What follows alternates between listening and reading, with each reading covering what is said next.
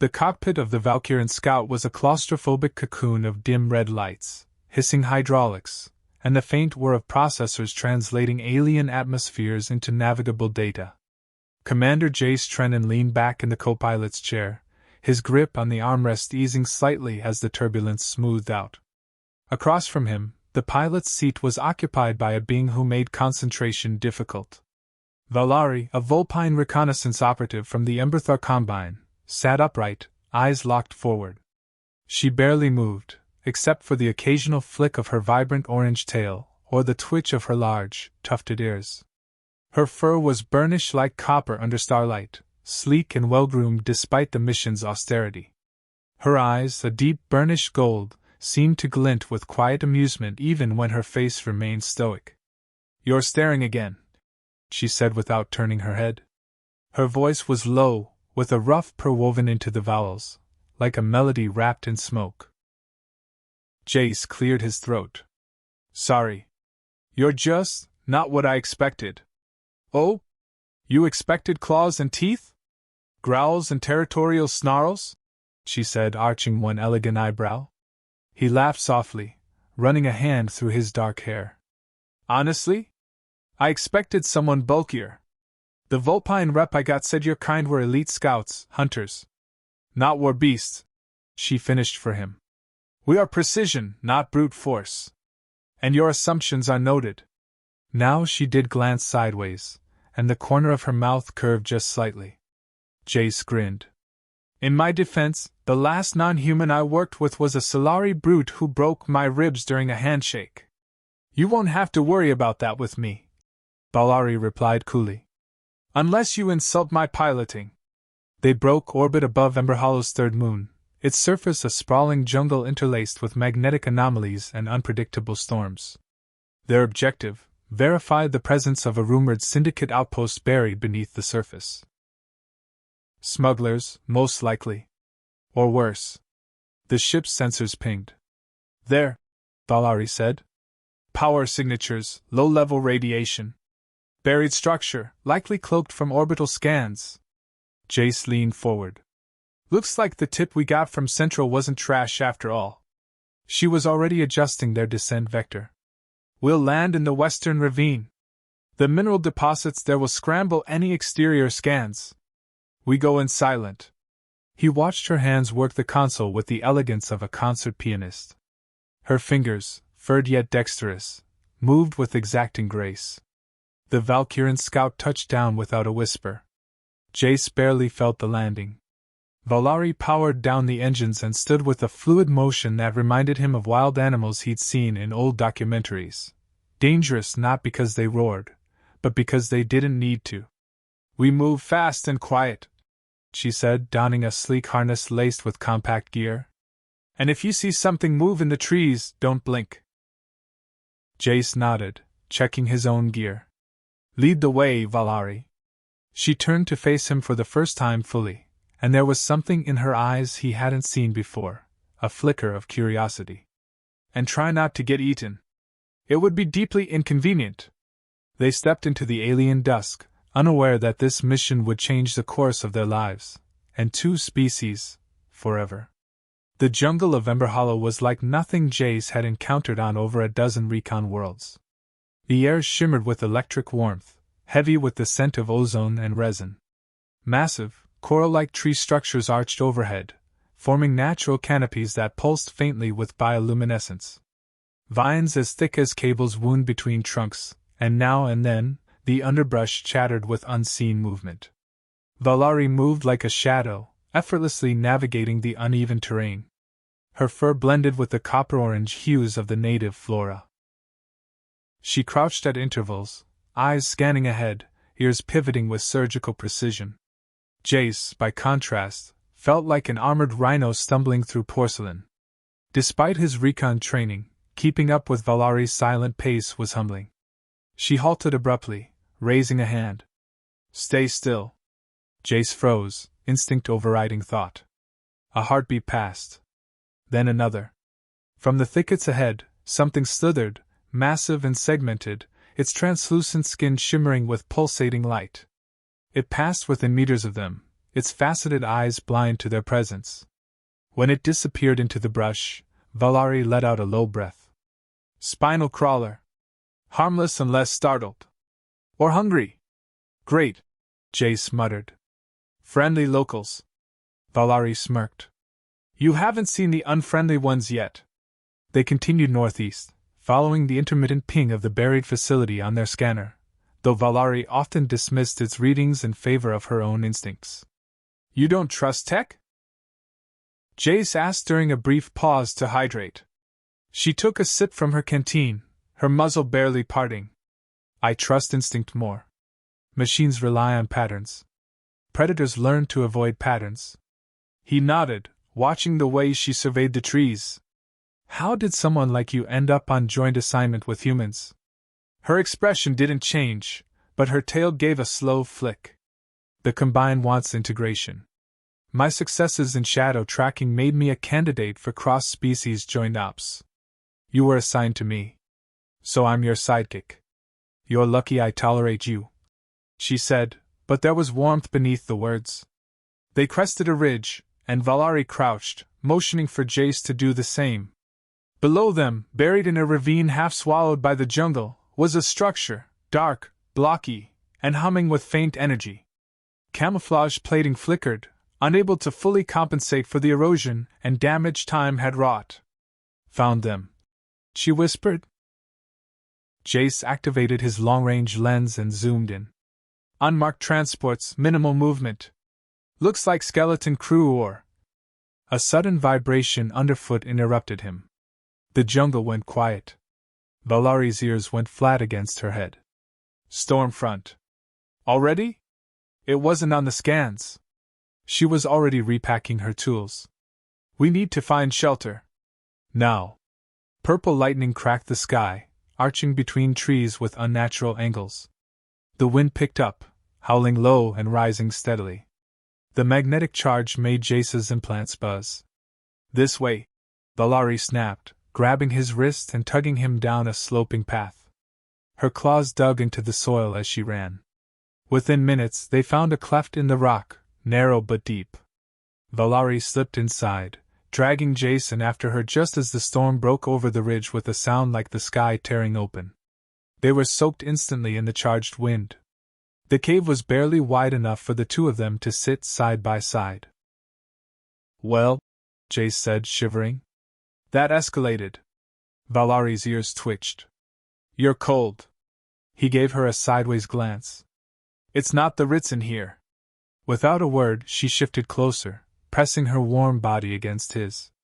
Her fur was damp but radiated heat, and her scent, earthy and wild, was stronger than ever in the enclosed space. He swallowed. I appreciate the hospitality. She looked up at him, her gold eyes gleaming faintly. Don't flatter yourself. I just don't want you freezing to death before we finish the mission. But her tail was curling around his legs again. And when the next bolt of lightning struck, she didn't flinch. She leaned into him. And stayed there. The wind howled beyond the cave mouth, a relentless scream of electromagnetic force that painted the jungle in flashes of ultraviolet and lavender. Inside, the mineral-lined stone provided just enough shielding to block the worst of the storm, but not its sound. It roared around them like a living beast. Jace sat with his back against the wall, trying not to think about how close Valari was. Every breath she took brushed warm air across his neck. Her fur tickled his arm. And her tail, still lazily looped over his legs, seemed to have ideas of its own. So, he said, voice low over the storm. How long do these raigers last? Could be a few hours.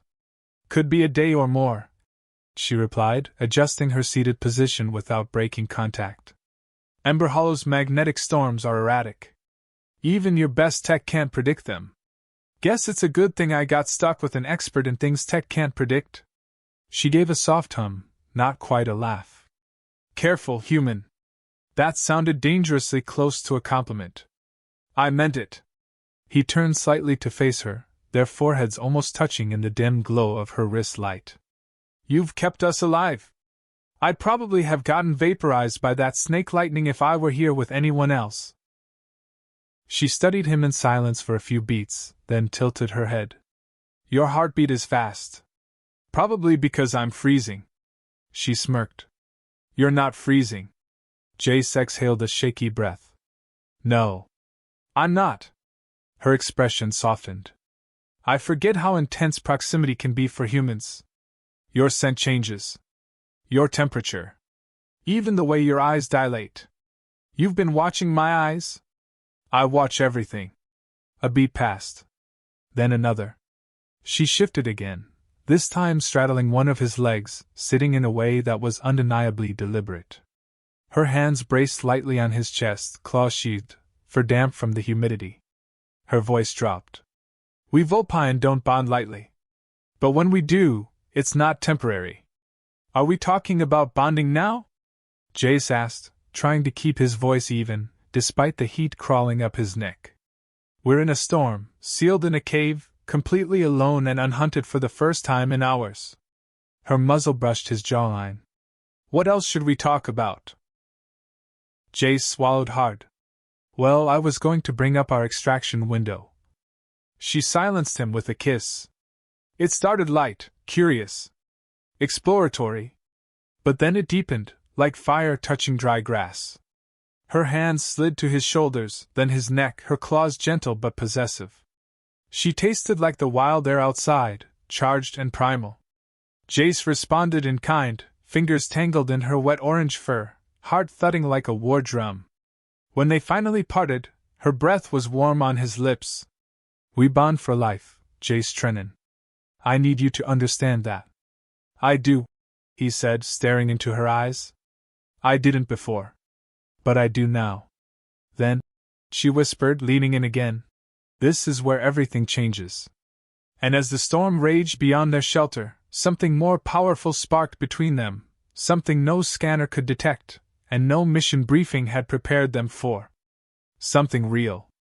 By the time the storm passed, a heavy stillness had settled over Emberhollow's canopy. The jungle shimmered with residual static, each leaf and vine slick with moisture and glowing faintly from the magnetic residue. The cave's interior, however, felt different, warmer, more intimate. Jace stirred first, blinking in the pale light of morning filtering through the cave mouth. Valari was curled against him, her tail tucked protectively around his waist, her breathing slow and steady. He didn't move for a moment. Instead, he watched her sleep, marveling at the surreal turn his life had taken. They had crossed a threshold, one that neither of them could undo. When she finally opened her eyes, her expression was unreadable at first. Then, slowly, a smile played across her muzzle. You're still here, she murmured. He chuckled. Where else would I go? Her ears twitched. Some humans panic after bonding. Do I look like I'm panicking? You smell calm, she admitted. That's something. He leaned in and kissed her forehead. So, what happens now? We finished the mission, she said, but her tone had shifted. Less mechanical. More personal. Then we figure out the rest. They emerged from the cave cautiously, checking the surrounding terrain. The storm had disrupted their scanners, but Valari's instincts remained razor-sharp. She paused often, ears rotating, tail flicking as she recalibrated to the now-changed landscape. It didn't escape Jace's notice that she stayed closer to him than before. Her hand brushed his arm occasionally, and once, when they scaled a steep ledge, she reached back to help him up, something she hadn't done before.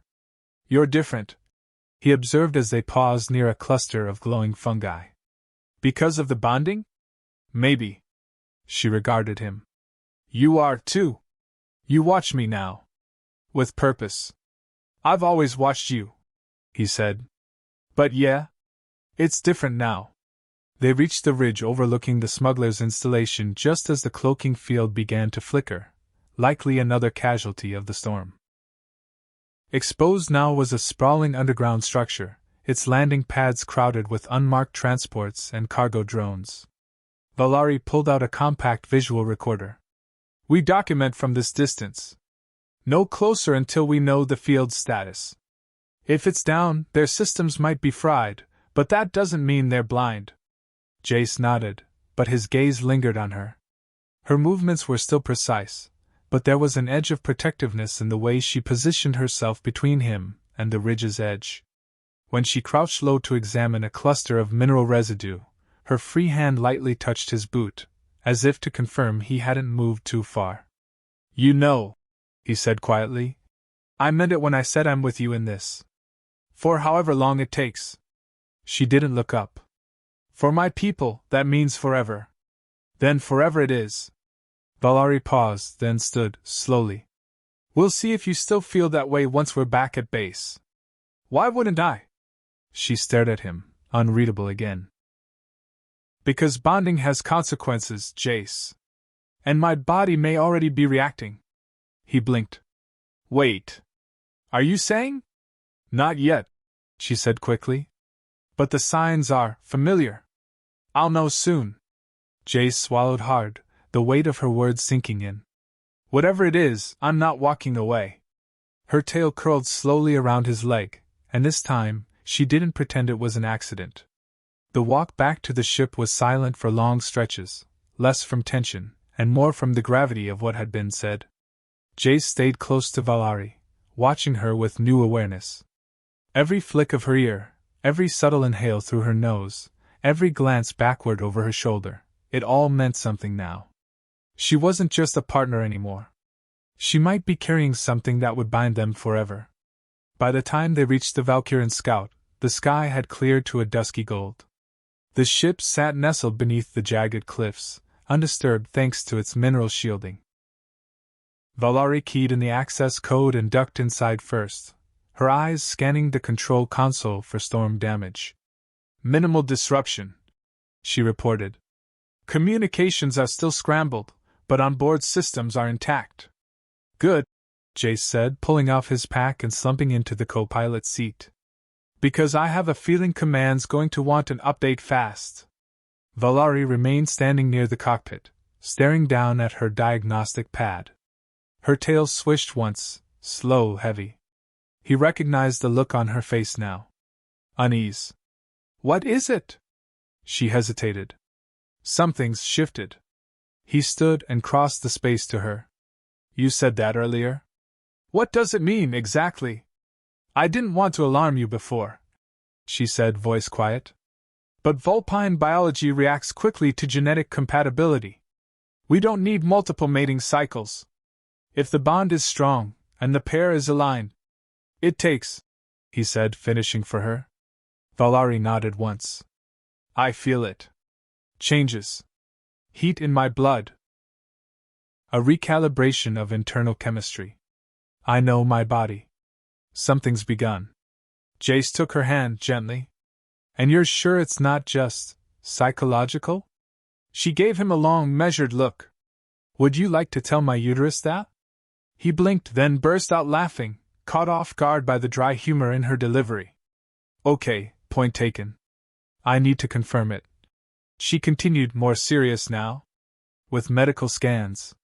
And I need to do it before symptoms become visible. Once my scent changes, any Vulpine on base will notice. So we run the scan," he said quietly. "I know a tech in medical, Ensign Rilo. Owes me a favor. I can get us access after hours." Valari stepped close, her forehead almost touching his. "You're remarkably calm." "I'm not," he said honestly. "Inside I'm kind of losing it. But not in a bad way. Just, this is a lot. You and me, and maybe something growing inside you that's part me. Part you. Something no one's ever seen before." She tilted her head. "You don't find that terrifying?" "Only in the way that jumping into hyperspace blind is terrifying." Her lips twitched in amusement. "Reckless. Maybe," he said, sliding an arm around her waist. "But if it's with you, I'll take the leap." Valari leaned into his touch, her eyes half-lidded. "Then we prepare for what comes next." They set the ship to autopilot and began ascent back to orbit. Beneath them, Ember Hollow faded into the distance. But neither of them looked back. Their eyes were already fixed on the future. The Valkyrian Scout docked with Outpost Horizon Prime just before midnight local time. The station hung above the orbital line like a shattered halo, all angular corridors and reinforced hatches, part military facility, part research center, and part diplomatic halfway house.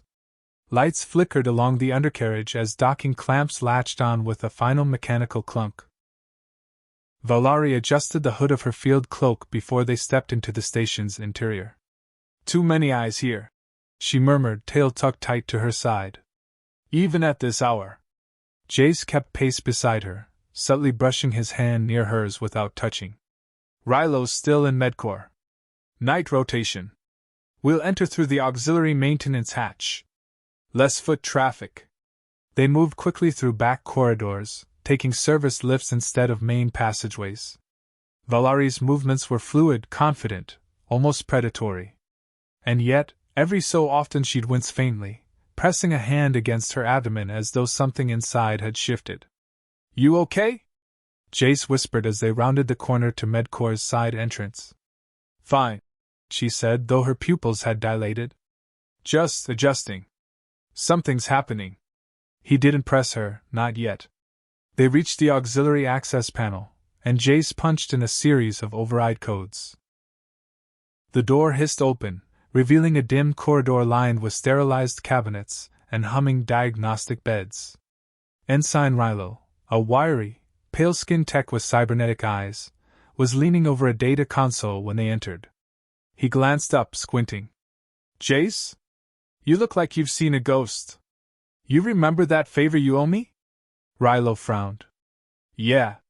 The water filtration sabotage report I accidentally erased. This is bigger." Valari stepped forward, the hood falling from her head. Rylo blinked, then blinked again. "You brought a Vulpine into the medbay. At midnight. Without a requisition file. I need a private scan," she said coolly. "No logs. No backups." Rylo glanced between them, expression shifting from confusion to suspicion to awe. Oh, stars. You didn't?" "We did," Jace said quickly. "We think. We're not here for gossip, Rylo. Just answers." The tech muttered something in Andari under his breath but motioned them toward the back. "You're lucky I'm curious as hell." "Get on the table, specialist. Let's see what you've got." Valari lay back on the cushioned platform, her face a mask of composed silence. Jace stood nearby, arms folded, pulse hammering in his neck. Rylo activated the skin dome and dimmed the lights. A soft blue field swept over her body, flickering with data points. Moments passed. Then, Rylo exhaled. "Okay, this is wild." "Define wild," Jace said. "Multiple data spikes," Rylo said, his voice a mixture of disbelief and excitement. "Hormonal levels off the chart. Protein signatures forming new sequences. Cellular adaptation already in progress." He turned to them, eyes glowing faintly in the Med-A light. "She's pregnant." Confirmed. Jace's knees almost gave out. Valari didn't flinch. Her only response was to place one hand gently on her lower stomach. "How far along?" "Hard to say," Rylo replied. "Your species doesn't exactly come with a cross-reference manual. But if I had to guess, a week, maybe 2. Jace blinked. "That was..." Valari interrupted him, murmuring. "The cave." Rylo stared. "You two are going to break xenogenetic science in half. Do you understand how?" "No logs," Valari reminded him, ears angled sharply. He raised his hands. "No logs. Promise. But you're going to need to tell command. Sooner than later." Jace exchanged a glance with Valari. There was a storm coming, no magnetic fields required to sense it. And they were already at the center. They slipped out of Medcore undetected, cloaked in silence and shadow. Jace's mind spun with Rylo's words on repeat. "She's pregnant." Confirmed. The reality of it hadn't fully landed until now, not in the cave, not even during the scan. But now it pulsed in his chest like another heartbeat. Beside him, Valari said nothing. Her posture was straight, composed, but the way her hand drifted often to her abdomen gave her away. She wasn't calm. She was calculating. Once inside Jace's quarters, a modest one-room unit near the Scout Division dormitory, they both sat without speaking. The soft ambient light from the ceiling cast long shadows over the floor. Valari removed her cloak and dropped it onto the back of the chair, exposing her sleek silhouette in her skin-tight recon uniform. Jace broke the silence first. "How are you feeling?" She exhaled, slow and long. "Everything inside me is in flux. I can feel my core temperature rising, the shift in hormone balance. My scent has already started to change." He leaned forward, elbows on knees. "So what's next?"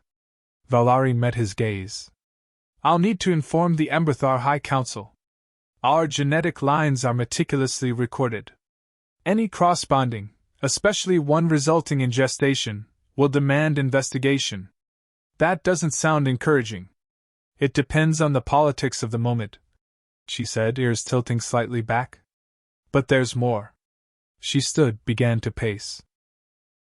"Among my people, a bonded pregnancy invokes the ancient oaths. That means the male, human or not, is expected to provide protection, contribution, and presence." Jace rose to meet her. "You don't need to ask. I'm already here." Valari looked up at him then, something in her sharp amber eyes softening. "I believe you." He reached out and cupped the side of her face. "I'm not afraid of the High Council. I'm not afraid of command. I'm only afraid of what happens if I screw this up." "You won't," she said simply. They stood like that for a moment, two soldiers on the edge of something vast and uncertain. Then the intercom chirped. "Commander Arrows to Specialist Trenin and Agent Valari. Report to Conference Chamber Delta immediately." They both froze. "Already?" Jace whispered. "How the hell?" Valari's nose twitched. Someone spoke. "Rilo swore he wouldn't. He didn't need to. There are Vulpine on this base. They can smell me." Jace's shoulders tensed. "Then I guess the secret's out." Valari's lips curled into a rueful smile. "Time to face the music." They left together, stride for stride, side by side. If they were walking into a storm, then at least they were doing it as a unit. Conference Chamber Delta was an imposing space, long, metallic, and uncomfortably sterile. The air was recycled too many times, the lighting too sharp, and the silence heavy with expectation. The chamber wasn't meant for debriefs, it was designed for declarations. When Jace and Valari entered, Commander Arrows was already waiting at the far end of the long obsidian table. He was flanked by two officers, Lieutenant Merith from the Science Division, and Diplomatic Attaché Harlan, the station's liaison with allied non-human governments. Arrows didn't rise. He simply watched them approach with unreadable calm, his thin blue antenna twitching once, an involuntary tell Jace had learned meant stress. "Commander," Jace began, standing straight. "We were just about to file a formal." "Save it," Arrows said, voice clipped. "We've already received an informal report. From Elder Enthra of the Emberthar Council." Valari's ears snapped back. "What?" "She contacted us an hour ago. Said one of her envoys stationed here detected a scent shift in you, Agent Valari, and made a formal inquiry." "Of course. Vulpine senses." "The Elder was quite interested to know if her suspicions were correct." Arrows continued, steepling his long fingers. "Given your recent field deployment, your bonding status, and your unregistered pairing with a human officer." Jace clenched his jaw. "I take full responsibility." "No," Valari cut in sharply. "The bond was mutual. He didn't coerce me. I chose him." Arrows gave them both a long, weighted look. "Do you have any idea what kind of incident this is?" "The first confirmed human Vulpine hybrid pregnancy, on a military outpost, conducted without disclosure, under unauthorized circumstances." "We're sitting on a bomb.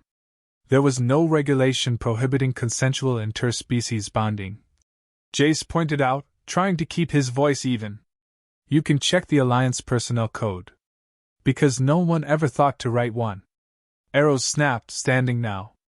His uniform shimmered with embedded command stripes, and the air in the room felt colder. Attaché Harlan stepped in with a more measured tone. The diplomatic implications are extensive. The Emberthar Combine will want to oversee the pregnancy, monitor the offspring, possibly even claim custodial rights, depending on their political leanings. Valari's tail lashed once in agitation. No. Valari. Jace began. No. She repeated, calm but firm. The pups are mine. Ours. Not specimens. Not political pawns. Arrows exhaled slowly, clearly trying to compose himself. This is uncharted territory for all of us. But until directives come down from both the Human Alliance and the Emberthar Council, you're both grounded. Grounded? Jace echoed. You mean? No field missions. No off-base deployment. Effective immediately. You will remain on Outpost Horizon Prime under advisory status. Commander's orders. Valari stepped forward. And the scans? The medical oversight? Dr. Lennox will oversee it. Under diplomatic protocol. No recordings, no data transfers without consent. You'll have autonomy, within reason. There was a long silence. Then Jace said, We accept. Valari gave him a sidelong glance, half grateful, half surprised. Arrows nodded once. Dismissed. And Jace? Yes, sir? Arrows looked at them both with a strange softness that didn't reach his voice. Don't screw this up. You've just become the center of galactic attention. As they exited the chamber, Jace whispered, That went better than I expected. Valari smirked. We're not in a cell. That's a start.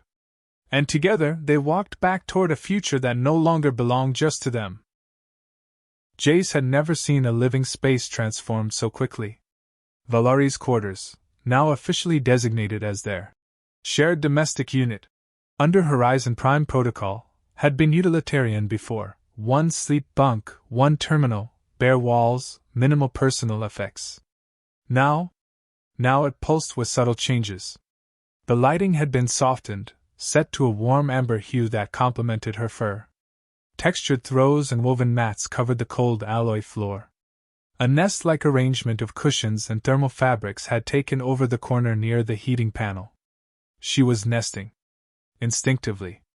Without apology. And Jace couldn't stop watching her do it. Does everything have to be orange? He teased, holding up a blanket that looked suspiciously like her tail. She snatched it from his hands, folding it with deliberate precision. You mock, but your pups will need warmth. Familiarity. Scent anchors. He set down a box of supplies from Medcore, stepping over a mound of soft bedding. Our pups. Right.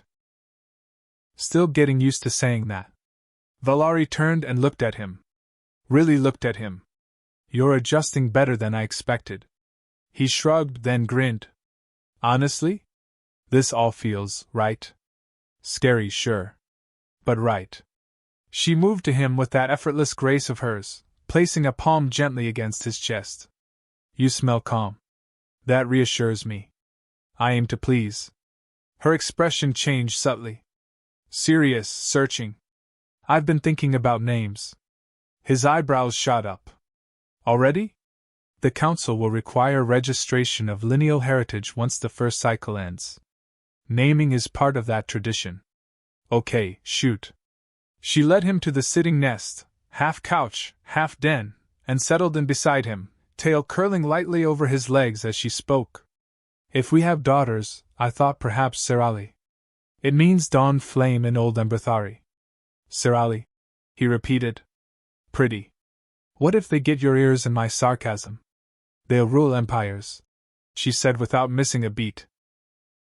They both laughed, the tension bleeding off in a wave. But then she went quiet. Jace reached over and laced his fingers with hers. What? She took a breath. I'm terrified too. He nodded slowly. Good. I'd be worried if you weren't. Her grip tightened. These pups, they're going to be symbols.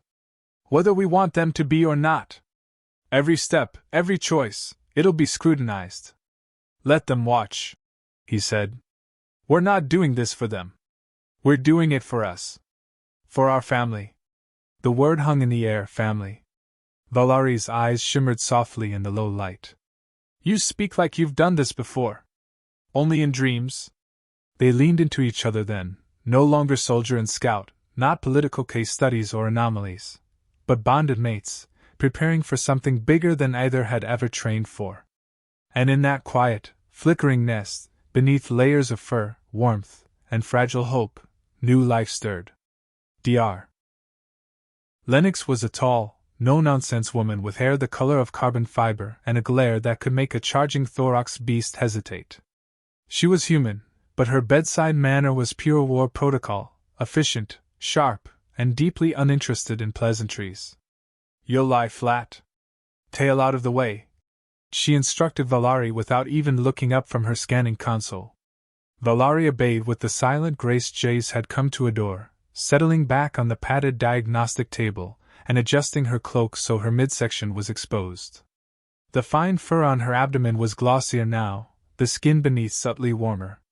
Life was growing inside her, visible, tangible, undeniable. Jace stood near the terminal, hands clasped behind his back. He wanted to reach for her, but he knew better than to interfere with Dr. Lennox when she was in her zone. The skin began with a soft hum, lights flickering across Valari's body. Lennox monitored the display, her fingers flying across the interface as data poured in. Valari's ears twitched. I feel their motion more strongly every day. Jace looked down at her. Can you tell how many? Not exactly. Just more than one. Confirmed, Lennox said without inflection. You're carrying triplets. Jace's mouth opened. Closed. Opened again. Triplets? 3 distinct fetal clusters, Lennox confirmed. One with stronger human skeletal markers. One favoring Vulpine cranial traits. One interesting blend of both. You're making history. Valari didn't react with surprise, just a quiet, intense focus. Are they healthy? Each fetus appears viable. Heart rate stable. Genetic drift minimal. No anomalies so far. Jace let out a breath he hadn't realized he was holding. Lennox finally looked up, her gaze sharp. However, Specialist Valari's biology is shifting rapidly. Accelerated nutrient depletion. Hormonal spikes. You're entering the early nesting phase. Valari's eyes narrowed. I know my rhythms. And I know the limits of cross-species gestation, Lennox countered. Barely, I might add. Your body is adapting, yes, but it's being pushed. Are you suggesting she's at risk? Jace asked, stepping forward. Lennox didn't sugarcoat. I'm suggesting she'll need regular observation. Daily scans, fortified nutrient regimens, and rest. No stress. No adrenaline surges. Which means, no fieldwork, no weapons training, no command briefings. Valari hissed faintly, her ears going flat. You're benching me. I'm keeping you alive, Lennox said. And your pups. That takes precedence. The room fell quiet. Then Valari spoke, her voice softer than Jace expected. I'll do what's needed. Lennox raised an eyebrow. That's a first. I expected more fight. I'd tear this outpost apart for them, Valari said, placing a hand gently on her stomach. But not if it means risking them before they're ready. Jace placed his hand over hers, warm and firm.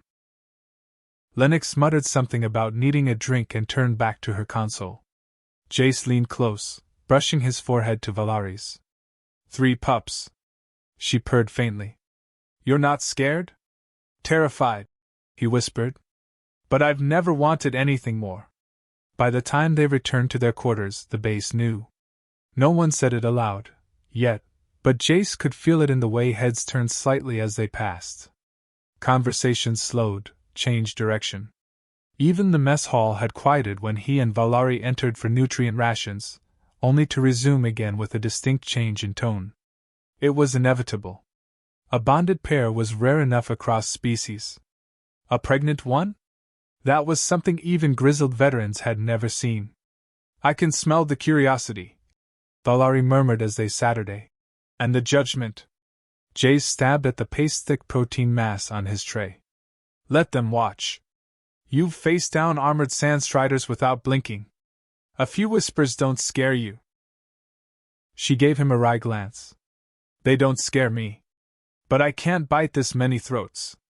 He laughed softly, earning a few more glances from surrounding tables. Diplomatic immunity, remember? You bite someone, I'll handle the paperwork. Valari reached out, sliding her fingers into his across the table. A simple gesture. Intimate. Possessive. His throat tightened. You're mine now, she said, voice soft but firm. Not by custom. Not by biology. By choice. You were mine the moment you pulled me into that cave, he replied. Her tail flicked under the table, wrapping lightly around his ankle. But as warm as the moment was, the day didn't end with quiet meals and shared smiles. That evening, a secure message flashed across Jace's wrist pad. Urgent, Summit Order, Joint Diplomatic Council Assembly. Horizon Prime Command Level 1. Attendance mandatory. Valari's ears twitched as she read over his shoulder. They're going to make an example of us. Or a case study. Or a warning. He sighed. Or maybe, just maybe, they want to understand. She tilted her head. You're always hoping for the best in people. And you're always preparing for the worst, he countered. We make a good team. Her hand slid over her abdomen, now ever so slightly more rounded. We'd better. We've got 3 lives counting on us. Jace pulled her in close, resting his forehead against hers. Then let's show them we're not an accident. No, Valari murmured. We're a beginning. Outside their quarters, lights dimmed for evening rotation. Inside, 3 tiny heartbeats pulsed in harmony beneath orange fur and human love, and a new future began to stir. The Council Summit was held in Horizon Prime's high atrium, a chamber more often reserved for interfaction treaties and high-level peace talks. Now, its domed ceiling shimmered with ambient starlight, holographically projected to simulate the cosmos beyond. A symbolic gesture, Jace thought. We're under the eyes of the galaxy. Representatives lined the circular perimeter, humans, Vulpine delegates from the Emberthar Combine, a few distant allies from other species. Some wore military uniforms. Others, ceremonial robes or diplomatic bands.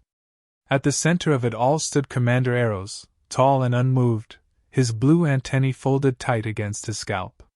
Jace and Valari stood together, directly beneath the focused beam of the room's central light. Everyone's staring again, Jace whispered. Let them, Valari replied. Her voice was calm. Her tail coiled lightly at his back. Elder Enthra entered next. She was smaller than Valari, older, her fur silver-touched and braided with ceremonial strands. She moved with slow grace, but when she spoke, her voice was absolute. I sense the change, she announced, golden eyes locked on Valari's stomach. It is true, then. A life has begun between the bloodlines. Murmurs rippled through the chamber. Arrows raised a hand. Elder Enthra. Agent Valari. Commander Trennan. For the record, confirm the union. Confirm the pregnancy. Valari stepped forward, spine straight. I confirm. The bond was made willingly. The pups, 3, are viable and developing. Jace followed her. And I confirm my full participation and commitment. You do understand, Enthra said slowly, that your union has precedent-shattering consequences? We do, Valari answered. You do understand, Arrows echoed, that factions may not react kindly. There will be demands. Scientific intrusion. Diplomatic claims. And worse. Yes, they said together. The room fell into weighted silence. Then Enthra turned in a slow circle, addressing the gathered officials. Let it be known that the Emberthar Combine does not object to this bond. We recognize it. As legend once foretold, adaptive life finds a way. A human diplomat rose. And the alliance? A pause. Then Commander Arrows, for all his rigid formality, offered a dry smile. We've bent for stranger things. And honestly, we could use some good headlines. Laughter, cautious but real, echoed around the chamber. The tension didn't vanish, but it eased. And with a subtle nod from the High Council, it became official. Recognized union, human Vulpine. Pending hybridization protocols. Monitored but unopposed. As the crowd dispersed and the room dimmed, Jace looked at Valari. So, we're a political alliance now. Her smile was soft and sharp all at once. Not bad for a cave fling. Hey, he said, sliding an arm around her waist. That cave changed everything. She leaned into him, her ears flicking toward the fading murmurs behind them. It still is.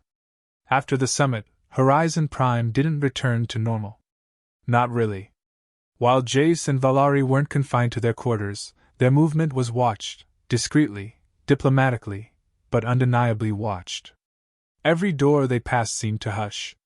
Every turbolift ride was shared with silent glances. The station itself had become a hive of speculation. And yet, their days found rhythm. Mornings began with quiet routines, nutrient blends tailored for Valari's pregnancy, medical scans under Lennox's ever-discerning eye, and short walks along the observation deck to keep Valari's metabolism stable. Her body was adapting quickly now. Her movements had slowed slightly, not out of weakness, but out of caution. Jace noticed every shift in her balance, every pause in her breathing. She never complained. But he saw her watching the stars more often.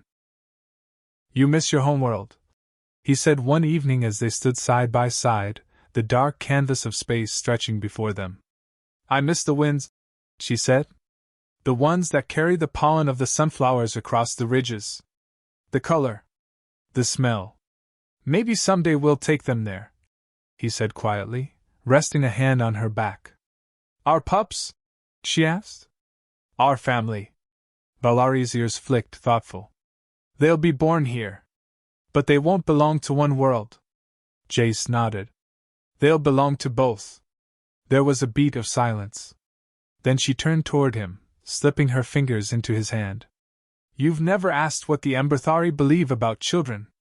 I figured you'd tell me when you were ready. We believe each child carries part of the future. Not just as a member of their clan, but as a shaper of it. The moment they're born, they tilt the world. He squeezed her hand. I think ours already have. Later that night, back in their quarters, Jace helped her settle into the layered den of cushions and woven furs that Valari instinctively maintained.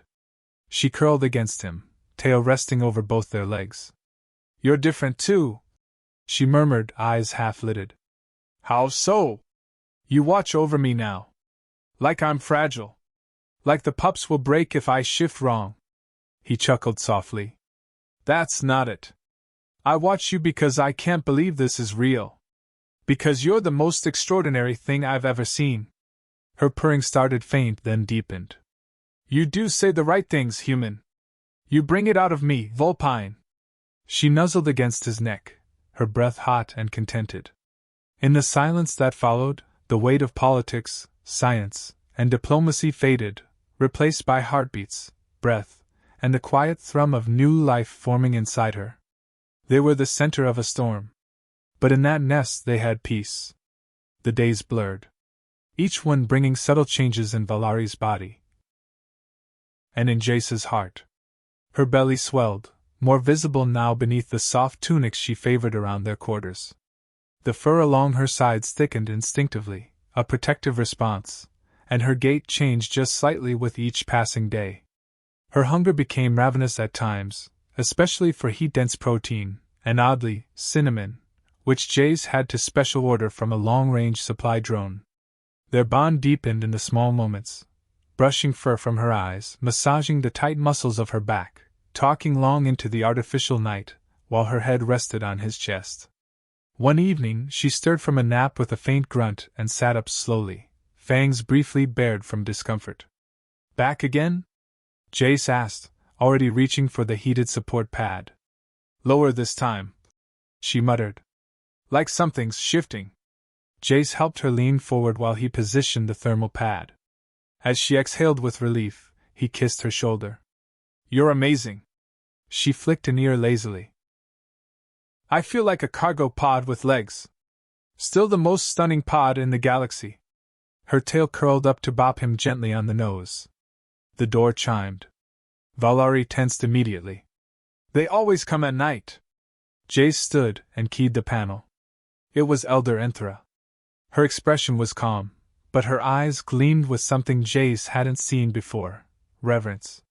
She entered without waiting. May I? She asked, gesturing toward Valari.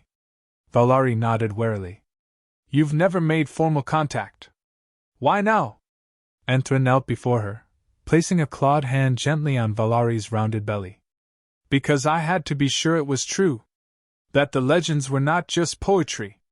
Valari stiffened. Legends? The old lore speaks of the first bonding, when one of our kind would join with an outsider and create a new bloodline. One capable of balancing the intellect of the stars with the instinct of the wild. Jace blinked. And you think this is that? Enthra didn't look at him. She was focused on Valari. Your scent has changed, not just in the way of pregnancy, but in resonance. The bond is full. Absolute. And the pups? Her ears twitched with awe. They are strong. Already marked by a hybrid rhythm.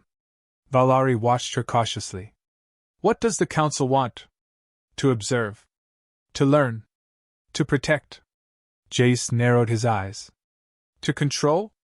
Enthra finally looked at him. That depends on you, Commander.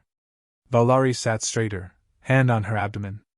We don't need your protection. We need your respect. The elder smiled, slow and deliberate. Then you shall have it. But prepare yourselves. When the pups arrive, the Combine will call for the naming. You must present them publicly. It's tradition. And if we refuse? Enthra's smile didn't fade. Then the questions will grow louder. She rose and left without another word. Valari was quiet for a long time after. Finally, she whispered, They don't see us as parents. They see us as prophecy. Jace slid in beside her, taking her hand. Then let's make sure the prophecy turns out better than they expect. After Enthra's visit, the air in their quarters felt thicker. Not with tension, but with expectation. Every breath Valari took seemed heavier, every look Jace gave her a little longer. The rest of the station had settled into a rhythm of pretending not to notice them, while secretly waiting for the next update. Even Dr. Lennox had stopped scowling during the scans, though she still muttered things like, impossible levels of synaptic blending, and, I need to rewrite half my thesis. Still, the days passed, and the pups grew. Valari had stopped patrolling the halls entirely. She no longer tried to show strength through silence. Instead, she embraced her instincts, resting when she needed, eating when she needed, growling when someone lingered too long at their door. Jace loved her more with every passing hour. One afternoon, he returned from a logistics meeting to find her sitting in the nest, completely still. Not sleeping. Just listening. What is it? He asked gently, removing his boots. They're dreaming, she said, her voice low and reverent. All three. I can feel their heartbeats shift. Their energy ripple like rain on sand. He knelt beside her. You can feel their dreams? Not their thoughts, exactly. Just their emotions. One feels curious. One calm. The third, she paused, then smiled, is already annoyed.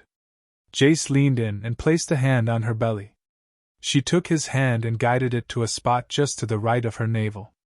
There, under orange fur and warm muscle, he felt a flutter. A twitch. A tiny kick. His breath caught. That?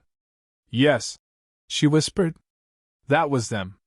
He wrapped his arms around her and held her close. This never gets less unbelievable. They're part of both of us, she said. What could be more believable than that? They stayed like that a long time. Just holding. Just breathing. No diplomatic tension. No protocols. No summoned elders or wide-eyed scientists. Just two beings, surrounded by the hum of a distant galaxy, daring to make something new from two different worlds. Eventually, Valari murmured, I want to name them soon.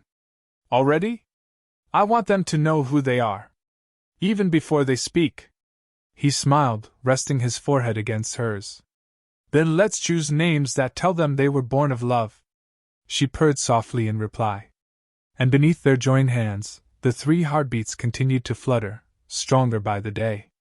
Naming wasn't just tradition, it was sacred. Especially among the Emberthari. Valari insisted on doing it properly, even if they were far from her homeworld and its ceremonial halls. So she cleared the nest. Lit 3 small candles, handmade from pressed kelth wax and resin, sourced from a trader she'd growled at until he agreed to a discount. And then she told Jace to sit, cross-legged, across from her. This is serious, she said, smoothing her tunic over her belly, which was now full and visibly shifting as the pups kicked and rolled beneath her fur. I gathered, he said, placing his palms upward. In Emberthari rites, we don't name for sound. We name for spirit. For what the soul speaks. Jace nodded, focused. I'm listening. She touched her belly gently, her fingers tracing invisible paths. The first. The strong one. The one who wakes me with movement and never stays still. Jace smiled. The one that kicked me in the ribs last night? Yes, she said with amusement in her voice. That one. I feel fire in that one. Passion. Rebellion. I would name them Kiran. He rolled the name on his tongue. Kiran. What does it mean? Stormborn, she said simply. Because they move like lightning inside me. And the second? She closed her eyes. Quiet. Calm. This one listens. They react to music and voice. When I hum, they settle. Jace tilted his head. Like they're already thinking. Valari nodded. Yes. I would name them Ilari. Ilari. He echoed. That's beautiful. It means still flame. Not because they are weak, but because they burn in silence. Jace reached forward and took her hands. And the third? Valari was quiet for a long time. Then she said, This one worries me. Jace stiffened. Why? They're different. Not weaker. Just not in sync with the others. Their energy pulses erratically. Unpredictably. Is that bad? No, she said, opening her eyes. I don't think so. I think they will be the one who walks between instincts and intellect. Between traditions. The bridge. He swallowed, the gravity of her words hitting deep. What name do you give them? Kaelin. Meaning? Between stars. Jace breathed in deeply. Kiran. Ilari. Kaelin. Valari nodded. Say them. Let them hear it. So Jace leaned forward, placed his palms on her belly, and whispered their names with reverence. Kiran. Ilari. Kaelin. And within her, the 3 heartbeats stirred, as if responding. Valari purred low in her throat. They know. 3 days later, the cracks began to show. Not in their relationship, Jace and Valari were stronger than ever. But in the systems around them. The first sign came during a routine medical scan. Dr. Lennox frowned at the screen, her fingers twitching across the console as numbers scrolled too fast to track. Everything okay? Jace asked. Define okay, she muttered. Valari raised an eyebrow. Doctor? Lennox pinched the bridge of her nose. The fetuses are accelerating again. Neural development, skeletal density, even auditory response. It's like their cells are rewriting themselves every few hours. Is that dangerous? Jace asked, moving closer. Not yet, Lennox admitted. But it's taxing her system more than we anticipated. Her nutrient absorption's plateaued. Her blood oxygenation is compensating, but I'm not fragile. Valari interrupted. Say what you mean. You're burning fuel too fast, Lennox said bluntly. At this rate, you'll be completely depleted before they're ready to be born. Jace's hands curled into fists. What do we do? I'm increasing her intake again. 5 additional supplements, high-density energy plasma, and synthesized trace compounds. We'll need off-world shipments. I'll authorize it, Jace said immediately. But Lennox wasn't finished. And I'm ordering near total bed rest. Valari growled. I'm still functional. No, Lennox said firmly. You're a walking miracle, but you're also a mother of 3 hybrids with unpredictable biology. From now on, no walking unless I approve it. You move only when necessary. You rest. You let your mate lift everything heavier than a spoon. Valari looked ready to protest again, but Jace cut in. We'll do it. All of it. Whatever she needs. Lennox nodded. Good. Because one more spike in fetal output, and I'll recommend induced stasis. No stasis. Valari said at once, ears flat. They stay with me. Conscious. Aware. Lennox paused, then softened. You feel them that strongly? They dream when I sleep. She whispered. They twitch when Jace talks. They know us. That ended the conversation. Back in their quarters, Jace helped her back into the nest and wrapped her in furs. He watched as she settled slowly, breath a little shallower than the day before. I hate this, she muttered. I know. I want to run. Hunt. Feel the wind. He kissed her cheek. You will. Later. I hate being still. He pulled her against him, resting a hand on her stomach. Then let me carry the stillness for you. Her breath hitched. And for the first time in weeks she cried. Not from fear. Not from weakness. But from the weight of creation. It happened in the middle of second cycle rest, during station dusk. Jace had dozed off in the nest, his arm draped protectively over Valari's rounded form. Her breathing had been steady, her warmth comforting, when suddenly, she tensed. Hard. Her claws dug into the nesting cushion. Her back arched. A low growl rolled from her chest. Jace was awake instantly. Valari? She hissed through clenched teeth. It's time. Everything blurred after that. Within minutes, an emergency channel alerted Dr. Lennox and her team. A hoverbed arrived, medical techs pouring into their quarters like quiet ghosts. Valari refused sedation. I want to feel them come into this world, she snapped when offered anything. Jace never left her side. She was taken to the special birthing chamber, a hybrid of Emberthari tradition and human tech, built just for this moment. The walls were warm-toned, the lighting dim, and the air pumped with scent markers Valari had chosen in advance. Pine resin, soft spice, traces of dust from her homeworld's rivers. Lennox worked quickly, efficiently, flanked by an Emberthari midwife sent directly from the Combine's central node. Valari's body knew what to do. And despite the pain, despite the exhaustion, she was radiant. A warrior. A mother. A bondmate. Jace held her hand through every wave, whispering names into her ear.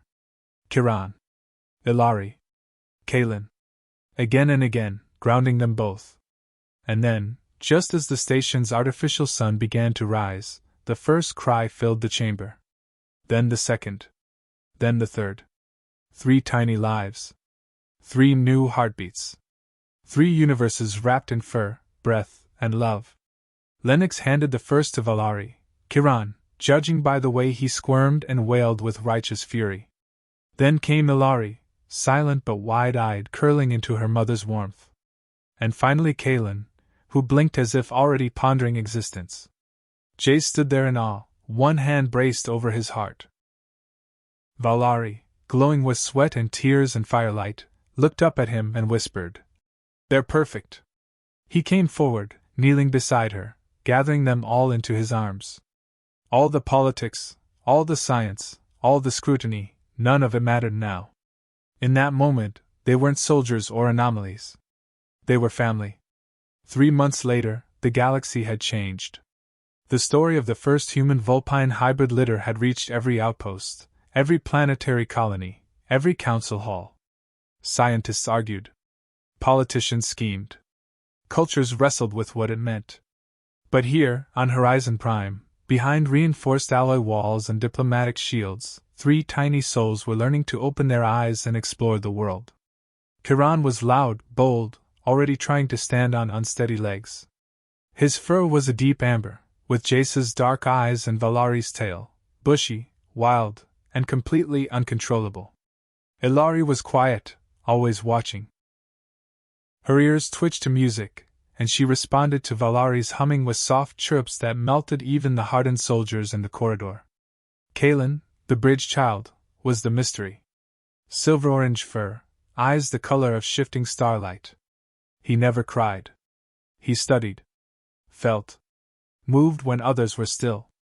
Lennox called him anomaly. Valari called him truth. The advisory roles Jace and Valari had been given became permanent. Together, they trained new operatives, taught about cross-species cooperation, helped rewrite protocols on emotional and biological bonding. And above all, they raised their pups. It wasn't easy. There were still stares. Still diplomats who treated their children as curiosities. Still systems that couldn't compute the idea of love transcending DNA. But every time one of the pups laughed, or reached out to the other parent with tiny hands or claws, every doubt dissolved. One evening, Valari stood at the viewport, the triplets bundled together beside her in the soft nest Jace had built by hand. The stars shone against the void, and her fur glowed orange in their light. Jace came up behind her, wrapping his arms around her waist. "Are you happy?" he asked quietly. She didn't answer right away. Instead, she looked down at their children, all sleeping soundly. Then she turned her head toward him and said, "I was forged for war, trained for silence, raised for solitude.